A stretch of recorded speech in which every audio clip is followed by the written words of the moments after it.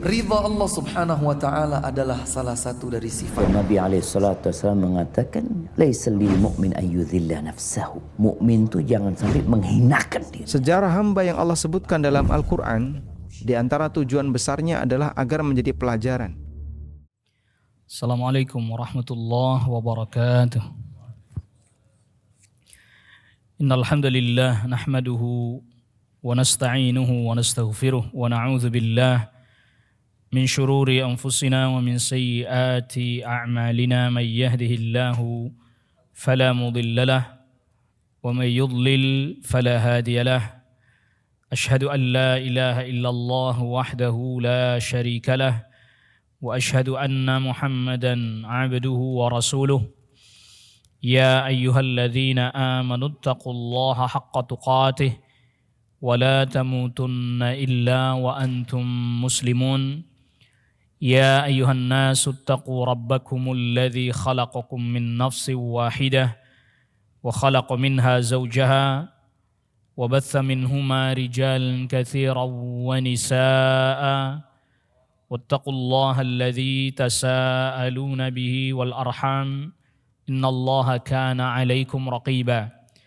Ya ayyuhalladzina amanu taqullaha wa qulu qawlan sadida yuslih lakum a'malakum wa yaghfir lakum dhunubakum wa may yuti'illaha wa rasulahu faqad faza fawzan 'azima. Amma ba'd. Ma'asyiral hadirin jamaah a'azzakumullah. Pembahasan kita pada risalah Al-Usul Ats-Tsalatsa, sekarang kita masuk kepada halaman 31. Berkata Asy-Syaikh Al-Musannif rahimahullahu taala, wa daliludz dzabhi, dan dalil yang menunjukkan bahwa menyembelih, yang dimaksud menyembelih di sini menyembelih untuk persembahannya. Jadi tidak boleh kita menyembelih kecuali dalam rangka untuk mempersembahkan sembelihan itu mendekatkan diri kepada Allah Subhanahu wa taala. Jadi menyembelih itu ada beberapa macam. Yang pertama menyembelih untuk taqarruban, mendekatkan diri. Atau bahasa lainnya untuk persembahan. Maka tidak boleh kita menyembelih untuk persembahan kepada selain Allah. Di antara dalil yang menunjukkan hal ini di antaranya firman Allah Subhanahu wa taala yang disebutkan di sini yang di surat Al-An'am ayat 162 ayat 163. Qul inna salati wa nusuki wa mahyaya wa mamati lillahi rabbil alamin la syarika lah wa bidzalika umirtu wa ana awwalul muslimin. Allah perintahkan kepada Nabi sallallahu alaihi wasallam, katakan sesungguhnya salatku wa nusuki. Wa nusuki tafsirnya di antara para tabi'in yaitu Mujahid menafsiri wa nusuki maknanya adalah sembelihanku. Kita kan seringkali dengar terjemahannya yang umum dan ibadahku. Padahal nusuk ini maknanya adalah sembelihan. Dan sembelihanku, hidup matiku semuanya adalah untuk Allah Rabbul Alamin. Dipersembahkan, diperuntukkan untuk Allah Rabbul Alamin. La syarikalah. Tidak ada sekutu baginya. Wa bidzalika umirtu, dan dengan hal tersebut aku diperintahkan. Wa ana awwalul muslimin, dan aku adalah orang yang pertama kali berserah diri kepada Allah dari kalangan umat ini. Yang pertama kali Islam tentu Nabi sallallahu alaihi wasallam dari kalangan umat ini. Yang menjadi dalil, ini diterjemahnya di halaman 32, yang menjadi dalil itu pada firman Allah Subhanahu wa taala wa nusuki, nusuk, sembelihan. Dan juga Allah Subhanahu wa taala berfirman di suratul Kautsar. Allah Subhanahu wa taala berfirman, "Fashalli li rabbika wanhar." Fashalli li rabbika, salatlah hanya untuk Rabbmu, wanhar, dan menyembelih juga karena Rabbmu. An-nahr itu adalah menyembelih juga. Tapi menyembelihnya menyembelih unta. menyembelih unta. Jadi kalau menyembelih unta namanya nahar, maka tanggal 10 Dzulhijjah disebut dengan Yaumun Nahar. Karena pada hari itu jamaah haji menyembelih hadiyu, ada yang nyembelih dam, ada yang nyembelih kurban. Nah, di antara hewan yang disembelih adalah unta. Dia disebutnya dengan nahar, dan nahar itu cara nyembelihnya berdiri, untanya berdiri. Untanya berdiri. Jadi bagian leher yang bawah sini yang disobek. Keluar darahnya, ambruk dia. Jadi dia tidak direbahkan. Kalau kambing, sapi itu namanya dzabah. Penyembelihannya disebut dengan adzabah. Nanti di dalam hadis sahih riwayat Imam Muslim, la'anallahu man dzabaha. Menyembelih li ghairillah, untuk selain Allah. Nah, kalau adzabah itu nyembelihnya direbahin, kambing direbahkan, sapi dirobohkan, unta nggak perlu dirobohkan, tinggal diikat salah satu kakinya biar nggak lari aja, atau dua, lehernya yang bagian bawah sini keluar darahnya, sudah dia nanti ambruk sendiri. Itu artinya ayat Al-Quran menyebut sembelihan dengan pertama nusuk. Nusuk itu menyembelih bagian daripada ibadah haji. Menyembelih yang merupakan bagian daripada ibadah haji. Mansak, manasik jamaknya. Walikulli ummatin ja'alna mansakan. Setiap umat kami jadikan ada manasiknya, tata cara ibadahnya. Nah, menyembelih ketika dia bagian daripada haji disebut nusuk. Hewan sembelihannya disebut nusuk. Karena itu bagian pada ibadah haji. Apakah itu hadiyu, apakah itu dam, istilah yang digunakan itu. Ada kalanya disebut di dalam ayat Al-Quran menyembelih nahar. Ini bicara tentang cara penyembelihannya. Tadi menyembelih unta dengan berdiri. Di dalam hadis disebutkan dengan dzabah. Ini juga sama, cara menyembelihnya dengan dirobohkan. Itu maknanya menunjukkan bahwa segala macam hewan-hewan yang boleh disembelih, halal disembelih, apalagi hewan-hewan yang memang sudah ditentukan kriterianya, tidak boleh disembelih untuk persembahan kecuali hanya untuk Allah semata. Bedanya, nah makanya dengan menyembelih biasa, kalau menyembelih untuk taqarrub ilallah ini ada 3 poin. Ya, ada 3 poin yang harus diperhatikan. Yang pertama, dia menyembelih tentu dengan membaca bismillah.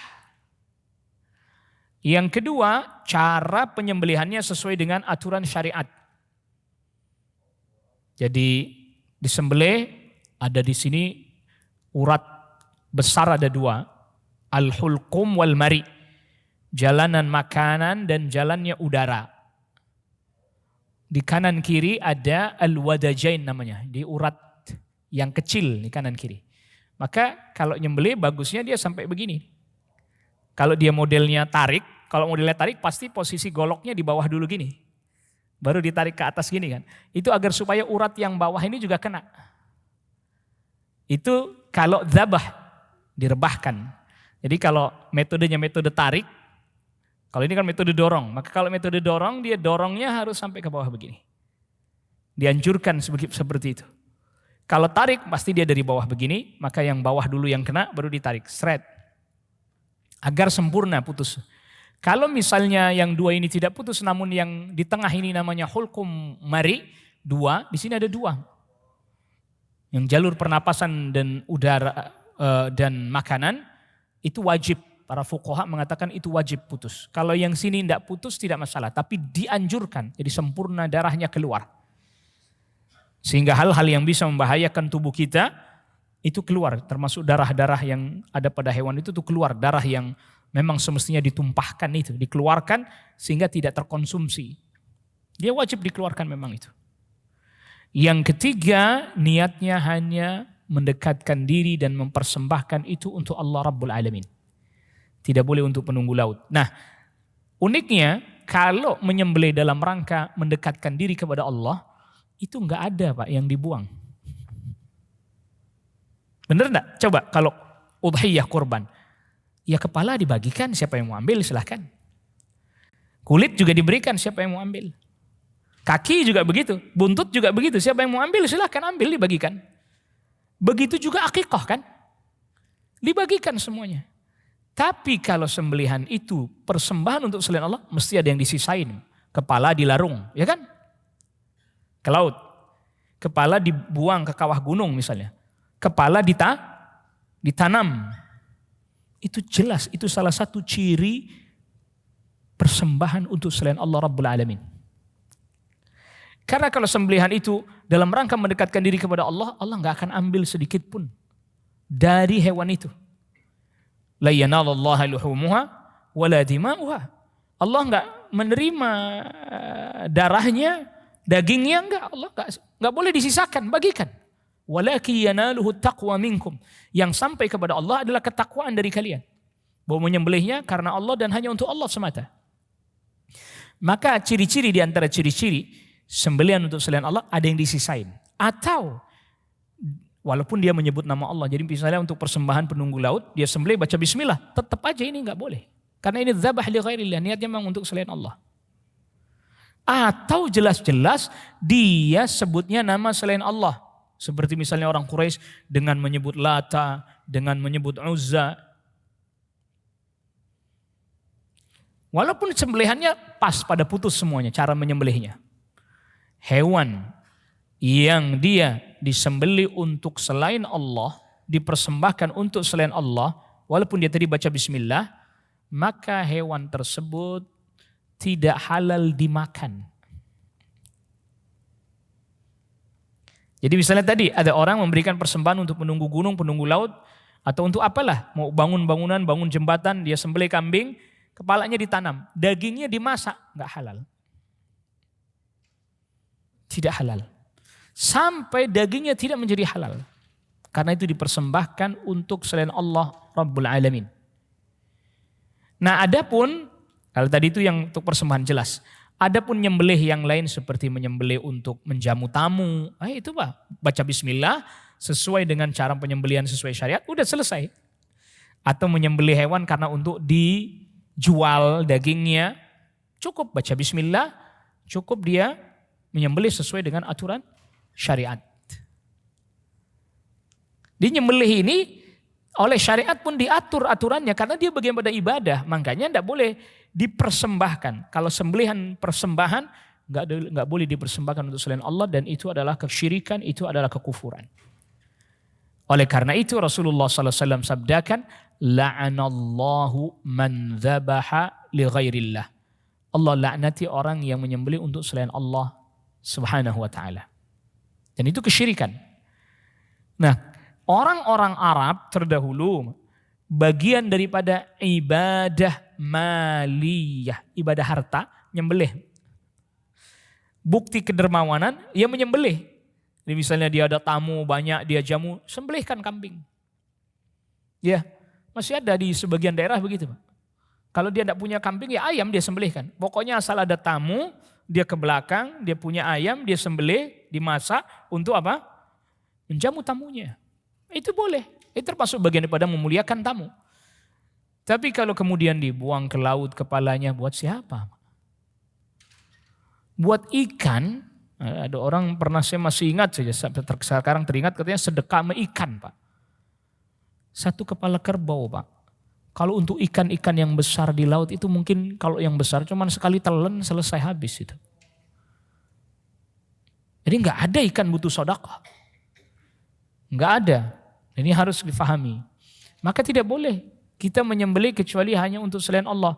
Orang mau bangun jembatan biasanya sembelih. Mau bangun bangunan sembelih. Ini jelas bagian dari persembahan untuk selain Allah Rabbul Alamin dan ini dilarang. Tidak diperbolehkan. Adapun ada tamu datang nyembelih, pasti dong orang sudah paham itu bukan persembahan, dimasak semuanya kan, diolah semuanya yang lalu diberikan, disediakan kepada tamunya, terutama bagian-bagian yang paling utama. Bagian yang paling utama, pokoknya dagingnya, bagian daging yang paling utama diberikan kepada tamunya. Itu bagian daripada memuliakan tamu. Maka di sini disebutkan termasuk tadi kita sudah bacakan, termasuk dalil dari sunnah adalah la'anallahu man zabaha li ghairillah.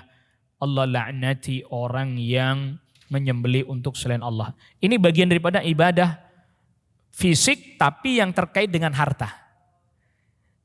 Ibadah fisik terkait dengan harta, ibadah maliyah. Jadi ibadah harta itu sebenarnya itu ia menyembelih itu. Adapun haji bagi orang yang dekat ya kalau kayak sekarang tetap dia harus bayar tasrih dan seterusnya. Dahulu ya tinggal berangkat aja apalagi di Mekah, penduduk Mekah. Haji itu sebenarnya lebih kepada ibadah fisik badan. Adapun karena kita jauh maka kita butuh ongkos dan seterusnya. Tapi dia ibadah fisik, gerakan-gerakan badan. Bahkan haji itu zikirnya aja tidak ada yang wajib diucapkan kecuali pas di miqat aja. Labbaik Allahumma hajjan, labbaik Allahumma umratan, hanya itu aja. Sisanya semua sunnah semua bacaan-bacaannya. Bacaan tawaf, bacaan sa'i, sunnah semuanya itu. Jadi misalnya Anda tawaf keliling-keliling Ka'bah itu nggak baca apa-apa. 7 kali selesai, sah. Sa'i juga begitu sama. Safa, Marwah, Safa, Marwah, Safa, Marwah. Sampai berakhir di Marwah. Yang ke-7, udah selesai. Gak baca apa-apa, sah sa'inya. Habis itu tinggal tahallul, selesai dah. Jadi dia lebih kepada ibadah fisik. Kalau menyembelih ibadah harta. Ya ibadah badan juga, tapi lebih kepada ibadah harta. Karena di antara harta terbaik yang dimiliki oleh orang Arab pada saat itu hewan ternak. Ya unta, ya kambing domba, hewan ternak. Lalu kemudian selanjutnya ibadah ucapan, yaitu nazar. Ini bagian daripada ibadah ucapan dulu, qaul. Makanya sebagian orang Indonesia menyebut nazar itu dengan qaul, ucapan.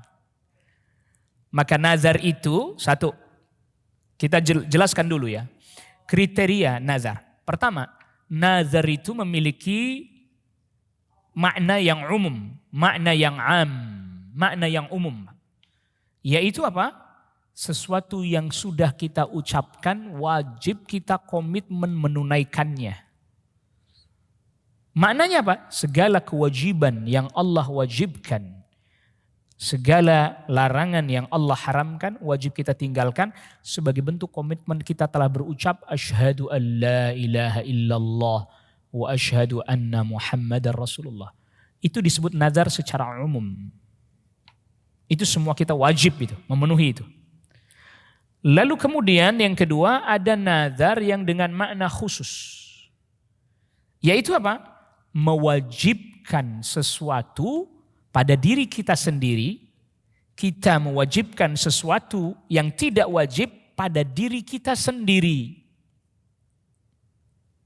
Dengan menggunakan redaksi nazar, saya bernazar, saya akan melakukan begini, atau dengan redaksi sumpah, demi Allah, saya harus melakukan ini. Wajib bagi saya mengerjakan ini.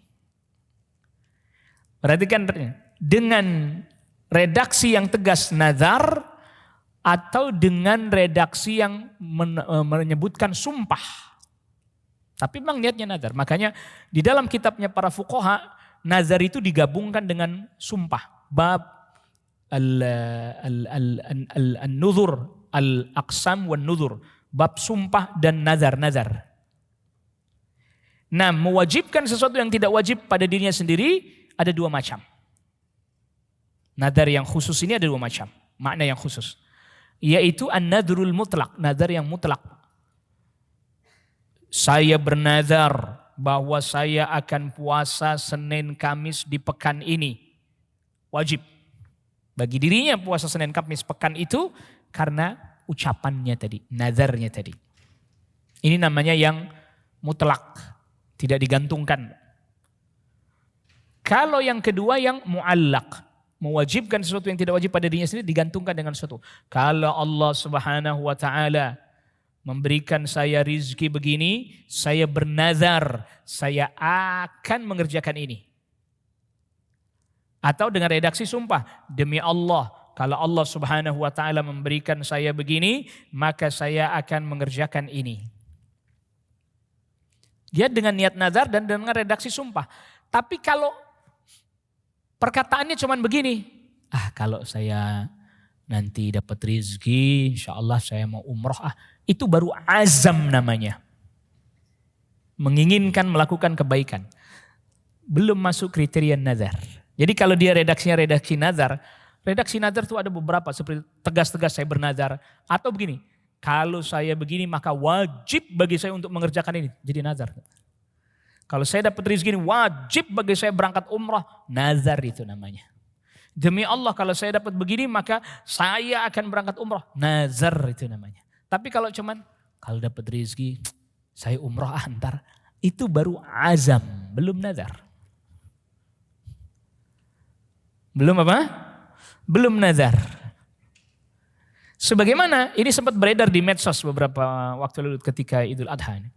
Ada orang beli kambing. Pak, beli kambingnya dong. Ya.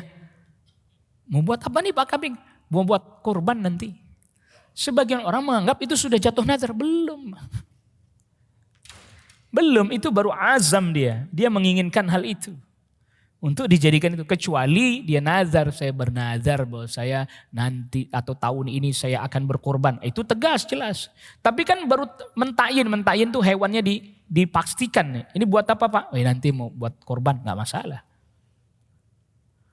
Adapun kemudian nanti terjadi satu hal hewannya mati atau semisalnya hewannya hilang. Lalu kemudian pas hari H itu dia tidak mampu menggantinya. Fatwanya Abdullah bin Umar gak ada masalah. Gak ada masalah, pahalanya semoga sudah dicatat oleh Allah Rabbul Alamin. Nah, nazar yang tidak dianjurkan adalah nazar yang digantungkan. Sebagian para ulama mengatakan makruh tahrim, makruh yang lebih cenderung kepada keharaman. Seperti tadi orang mengatakan, demi Allah, kalau saya begini maka saya akan melakukan ini. Kalau saya dapat rezeki ini, saya nazar akan umrah. Kalau saya dapat rezeki ini, saya nazar akan sedekah. Ini yang tidak dianjurkan oleh syariat.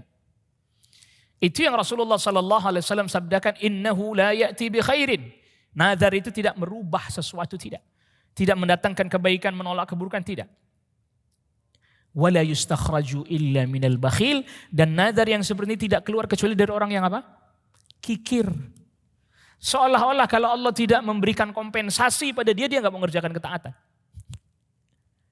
Kalau Allah tidak berikan kompensasi langsung di dunia, seolah-olah dia nggak akan mau berbuat apa? Ketaatan. Itu tidak dianjurkan untuk diucapkan. Tapi kalau sudah terucap, wajib apa? Dipenuhi. Wajib dikerjakan. Kecuali nazar yang konten isinya maksiat. La nazra fi maksiyah. Kecuali isi nazarnya apa? Maksiat. Saya bernazar nanti kalau saya begini maka saya akan mencuri kambing tetangga saya. Jangan yang itu mah.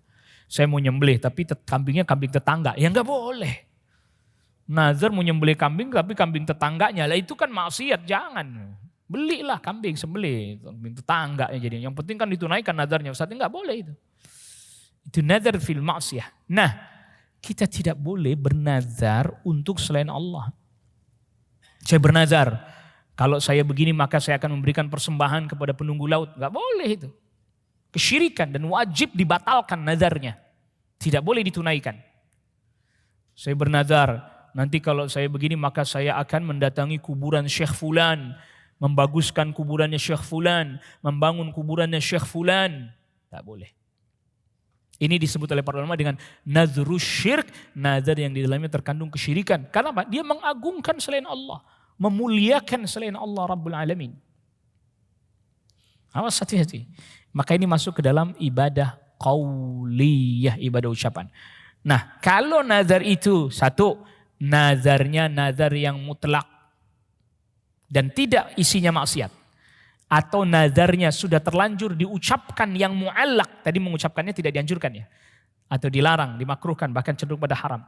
Tapi sudah terlanjur diucapkan nazar yang muqayyad, yang digantungkan atau mu'allaq, selama isi kontennya pun bukan sesuatu yang haram, wajib ditunaikan. Dan menjadi hutang atas dirinya. Yang kalau dia belum sampai wafatnya belum tertunaikan, maka hartanya diambil untuk nazar itu. Jadi nanti misalnya ada orang wafat nih, dia ada nazar terkait sedekah dan misalnya. Bukan ibadah badan seperti puasa, bukan. Tapi sedekah misalnya. Dia wafat, diambil hartanya untuk ngurus jenazahnya, diambil hartanya untuk nazar. Itu pun kalau tidak ada hutang sesama manusia. Karena kalau ada nazar, ada hutang sama manusia, yang didahulukan yang hutang sama manusia. Karena nazar itu diserahkan kepada Allah, Allah bisa ngampuni. Manusia belum tentu maafin. Baru dia bagi waris kalau ada sisa. Jangan mikirin bagi warisnya dulu, yang ini dulu dipenuhi. Karena bagi waris kalau sudah begini urusannya kalau ada apa? Sisanya, enggak ada sisanya. Habis pakai buat ngurus jenazah. Buat bayarin utangnya sama orang, udah. Nazar sudah habis, ya sudah, nggak ada waris.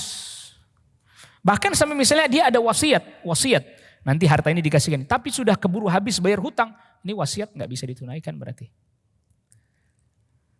Perhatikan urutan-urutannya, prioritas-prioritasnya. Nah maka siapa orang yang sudah bernazar dan tidak ada pelanggaran terhadap aturan syariat, dia wajib menunaikan nazarnya dan itu bagian daripada ibadah.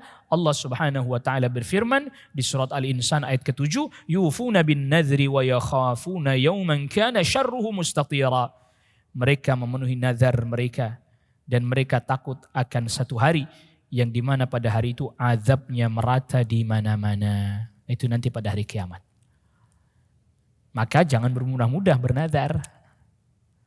Ini tadi, apalagi nazar yang mu'allaq. Jangan bermudah-mudah bernazar. Namun apabila sudah terucapkan dan itu bukan maksiat, kita wajib menunaikannya. Wallahu ta'ala a'la wa a'lam. Ini yang bisa kita bahas pada pertemuan siang hari ini.